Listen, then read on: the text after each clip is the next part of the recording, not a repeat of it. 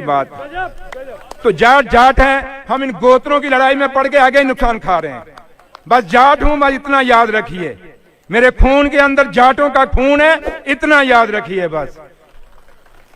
मेरे साथियों, आज जब मैं यहां पे खड़ा हूं, एक वक्त था हम छोटे थे, तो इस देश के अंदर चौधरी देवीलाल सिंह जी हिंदुस्तान के डिप्टी प्राइम मिनिस्टर थे।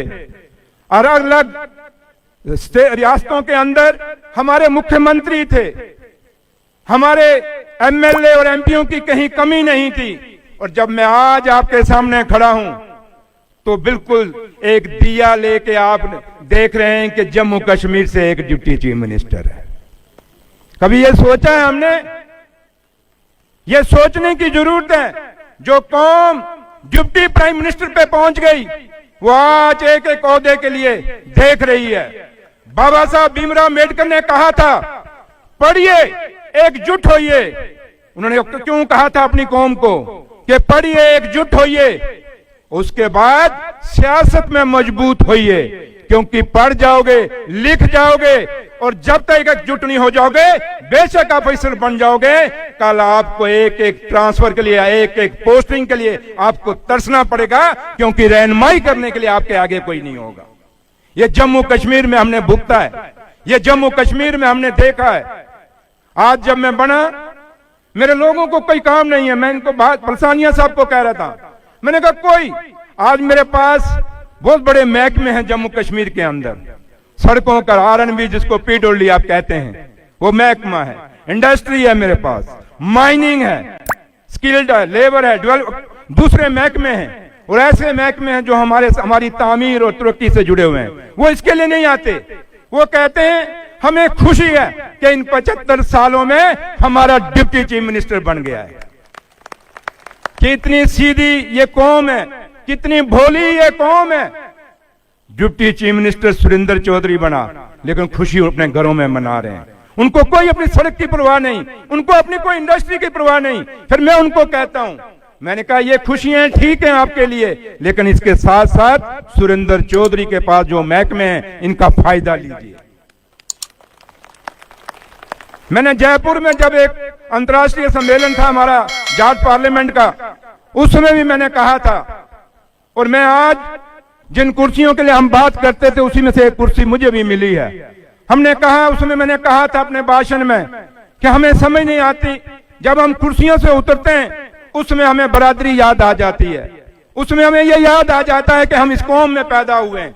लेकिन जब कुर्सी पे बैठते हैं, उसमें चाहे कोई ऑफिसर बन जाए, चाहे कोई मंत्री बन जाए, मुख्यमंत्री बन जाए, उप मुख्यमंत्री बन जाए, फिर आदमी यहां से बुलाएगा, वो इधर से देखता है, वो हाथ मिलाएगा, ये अंगल देगा उसको, ये मिला, बस इतनी अंगल देता है आगे से। ये हमारा है, ये हमने देखा है, हमने भुगता है, और इन्हीं में से निकल के सुरेंद्र चौधरी आज इस मुकाम पे पहुंचा है। आपने मुझे हल दी तो मैं पलसानिया साहब को हंस रहा था, मैंने कहा जम्मू कश्मीर में जिस पार्टी से मैं आया हूं, मेरा चुनाव निशान यही है। अब लोग कहेंगे जी इसको हल इसलिए दे दी है, जबकि यह हमारी किसानियत है, मेरे बुजुर्गों की हल है। ये वो हल जो बुजुर्गों की विरासत है, वो आप मेरे हाथ में आपने दी है।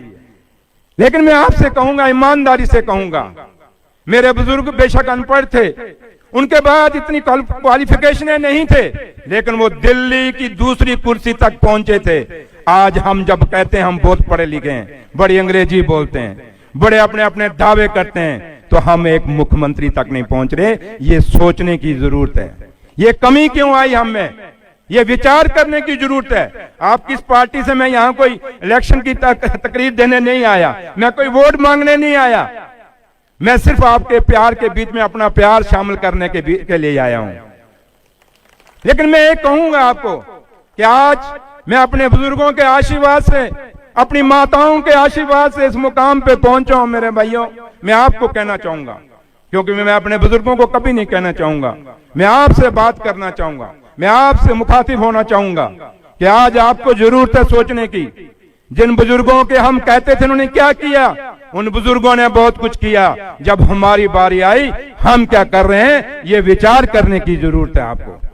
हम पार्टियों में बंट गए, हमें लोग इस्तेमाल कर रहे हैं। अगर शहादतों में देखा जाए, कुर्बानियों में देखा जाए, तो मेरी कौम का इतिहास भरा हुआ है।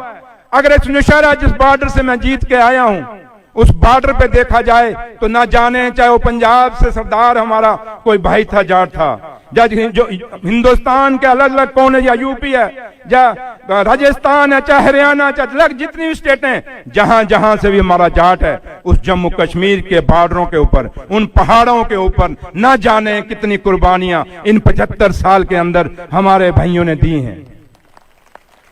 अगर कुर्बानियों का लिखा जाए, अगर लेखा जोखा किया जाए, तो हमारे पन्नों 10 पन्ने भरे होंगे, लेकिन जब कहीं बैठने की बारी आए कुर्सी की, तो कहीं हमारा नामो निशान नहीं है। क्या हम सिर्फ कुर्बानियों के लिए बने हैं? माना हम सीधे हैं, माना हम वफादार हैं, माना कि हम जिसके पीछे चलते हैं उसके लिए जान देते हैं, लेकिन उनको भी कहना चाहेंगे, इतना मत सता कि हम भी एक दिन उठ के तेरे से मुकाबला करना शुरू हो जाएं। ना सता इस गरीब को, ये गरीब रो देगा, पता लगेगा इसके मालिक को तो तुझे कब्र से भी खोद के निकालेगा। ये जज्बा हम रखते हैं। आज जब मैं आपके सामने आया हूं, सिर्फ प्यार के लिए आया हूं।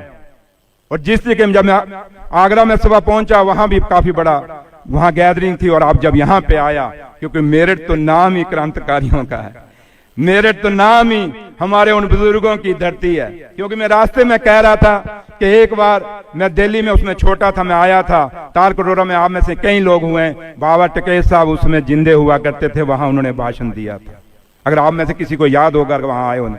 चौधरी दारा सिंह वहां पे उसमें प्रधान हुआ करते थे। तो इसलिए हमने उन बुजुर्गों के भाषण सुने हुए हैं, उनकी आवाज के अंदर वो खनक देखी हुई है, उस आवाज के अंदर हमने वो ललकार देखी हुई है। हम उस उस ललकार की आवाज के अंदर हम बड़े पड़े हुए हैं। इसलिए मैं नई पीढ़ी से कहूंगा कि आप पढ़ लिख गए हैं, बहुत मुबारक आपको, लेकिन आपको सोचना होगा, हमें ये पार्टियों के चोले उतारने होंगे, हमें कौम के नाम पे इकट्ठा होना होगा। आज आपके सामने हरियाणा से बड़ी उम्मीदें थी हमें, आज हरियाणा ने भी हमें रुसवाई ही किया। इसलिए मैं ज्यादा नहीं कहना चाहूंगा, क्योंकि मैं पॉलिटिकल आदमी हूं, फिर वो दूसरी तरफ चला जाएगा। लेकिन दुख होता है कि हम जो चाहते हैं वो नहीं हुआ, अपना अपना है, बगाना बगाना है, ये दिल में कहीं सोचना पड़ेगा। पार्टियां अपनी नहीं हो सकती, ये पार्टियों के झंडे आपके नहीं हुए, ये देश हमारा है, ये तिरंगा हमारा है, इसके लिए हम जान देंगे, पार्टियों के पीछे जान नहीं देंगे। ये फैसला आपको करना होगा। जब तक ये फैसला तिरंगे और पार्टी के बीच में आपको फैसला करना होगा। मेरे बुजुर्गों ने तिरंगों के लिए जान दी है, उन्होंने पार्टियों के लिए जान नहीं दी। हम वो कौम है जिस कौम ने आजादी से लेकर आज तक, इस 2024 तक, हमने शहादतें तिरंगे के लिए दी हैं, तिरंगे के लिए लड़ते आए हैं, मरते आए हैं, कटते आए हैं। जब तक ये कौम रहेगी तब तक हम अपने बुजुर्गों की विरासत को लेके चलेंगे। लेकिन पार्टियों के लिए ये लड़ना झगड़ना छोड़ दो। आओ सोचो, आज सुरेंद्र चौधरी, बेशक मुझे आज जम्मू कश्मीर का, क्योंकि जिस पार्टी ने मुझे बनाया उनको कोई मजबूरी नहीं थी कि मुझे ना भी बनाते तो क्या हो जाता, उनकी मेजॉरिटी थी, लेकिन उन्होंने बनाया बेशक। लेकिन मैं फिर भी आपको कहूंगा, आजकल आप कहीं जम्मू कश्मीर में आप में से कोई आता है, कोई आपका माता वैष्णो देवी जाता है, तो आपको धक्के खाने की जरूरत नहीं पड़ी होगी, क्योंकि सुरेंद्र चौधरी वहां बैठा है, आपके लिए एक फोन कर सकता है। इसलिए मैं आपसे कहूंगा, इस मंच पे आया हूं, एक विश्वास के साथ आया हूं कि मैं चाहता हूं कि सुरेंद्र चौधरी ये चाहता है कि हमारा फिर से वही नाम हो। अगर हम डिप्टी प्राइम मिनिस्टर तक पहुंचे थे तो प्रधानमंत्री तक पहुंचे, तब बात बनेगी, तब कहीं बात चलेगी। तब से ही मैं अपने बुजुर्गों को, हम जो बुजुर्ग दुनिया छोड़ गए, जिनके अपने नाम इन मंचों से लेते हैं, जिनके लिए नारे हम इन मंचों से मारते हैं, उनका तभी उनको सही श्रद्धांजलि मिलेगी जब हम उनसे ऊपर आगे निकलेंगे। बेटा, वो बेटा जो बाप से 4 कदम आगे निकले, वो बेटा कभी बेटा नहीं हो सकता जो बाप के बनाए हुए एक मुकाम को उससे भी पीछा चला जाए। क्या उसको मुकाम कहते हैं? क्या कहते हैं? क्या तो इसलिए ये सोच और विचार करना पड़ेगा। इसलिए जम्मू कश्मीर के अंदर जब भी कभी आए, कश्मीर में घूमना चाहें आप आए, वहां सब कुछ ठीक है। हमारे पत्रकार भाई जो मर्जी लिखें, टीवियों में दिखाएं, जम्मू कश्मीर के हालात ठीक हैं। अगर हालात ठीक हैं तो तभी सुरेंद्र चौधरी वहां का डिप्टी चीफ मिनिस्टर है।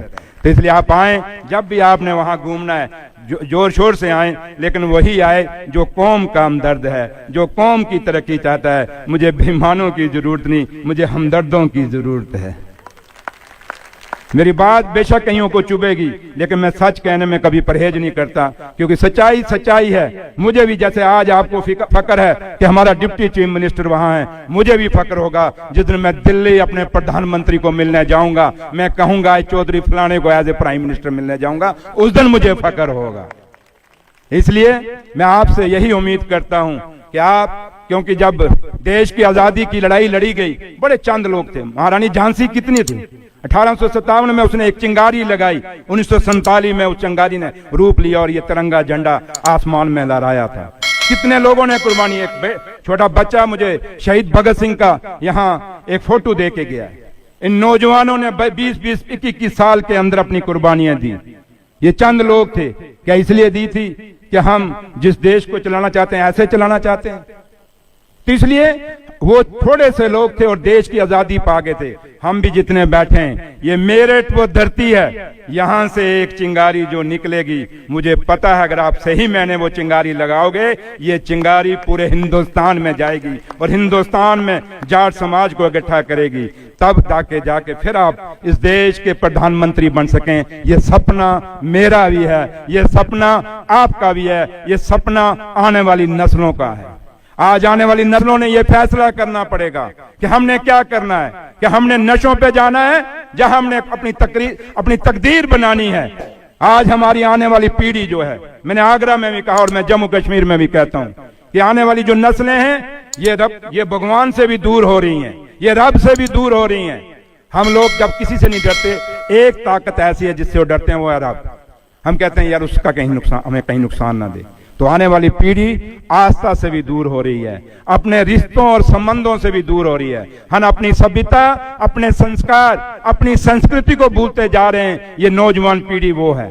तो नौजवान पीढ़ी को भी सोचना पड़ेगा कि हमें जो विरासत में मिला है, एक बहुत बड़े संस्कार मिले हैं, बहुत बड़ी सभ्यता मिली है, बहुत बड़ी संस्कृति मिली है, और सबसे बड़ी मिली है तो मेरी कौम को मिली है, तो ईमानदारी मिली है और देशभक्ति मिली है। हमें वो अपनी बना के रखनी है, उसको सजो के रखना है।